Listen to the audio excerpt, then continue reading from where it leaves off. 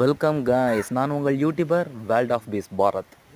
நம்ம சேனலில் இன்றைக்கி ஒரு புதுசாக ஒரு வீடியோ அப்லோட் பண்ணியிருக்கோம். அது என்ன வீடியோன்னு பார்த்தீங்கன்னா, ஒரு மரத்து பொந்துக்குள்ளே இருந்து நம்ம தேன் எடுக்க போகிறோம். அதாவது தேன் ஈக்கள் மட்டும் எடுக்க போகிறோம். தேன் சுத்தமாக இல்லை, அதனால் தேன் ஈக்கள் எடுக்க போகிறோம். ரொம்ப நாளாகவே நம்ம தேனீச்சி வீடியோ போடாமல் இருந்ததுக்கு இன்றைக்கி பார்த்தீங்கன்னா ஒரு வீட்டிலேருந்து நமக்கு ஃபோன் வந்துச்சு. அது வேறு யாரும் இல்லை, எங்கள் பெரியம்மா வீட்டிலேருந்து எனக்கு ஃபோன் வந்துச்சு. இந்த மாதிரி பாரத்து எங்கள் வீட்டில் தேனீச்சி இருக்குது, அது ஒரு மரத்து பொந்துக்குள்ளே இருக்குது அப்படின்னு சொன்னாங்க. ஸோ நான் உடனே அங்கே போய் கிளம்பி பார்த்தேன். தேனீச்சி ஓகே, நல்லா இருந்து சூப்பராக இருந்து ஓகே, நம்ம இதை இன்னைக்கு பிடிச்சிடலாம் அப்படின்னு நான் அவங்ககிட்ட சொல்லிட்டேன். அதனால் அதுக்கு தயார் பண்ணி எல்லாமே பாக்ஸ் எல்லாமே எடுத்துகிட்டு வந்துட்டேன்.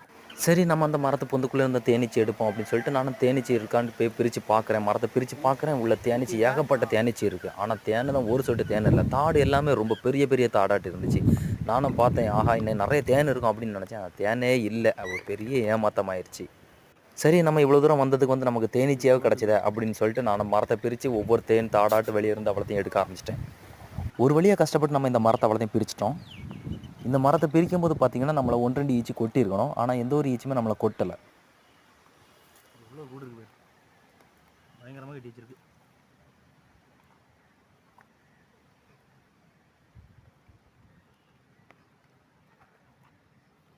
நோயில் இருக்கோ?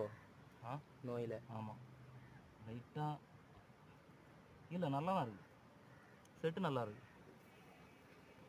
நோயில் இருந்தாச்சுன்னா இவ்வளோ இடம் மட்டும் ஒரு மாதிரி தேன் பிறக்குது பாருங்க, ஒரு தேன்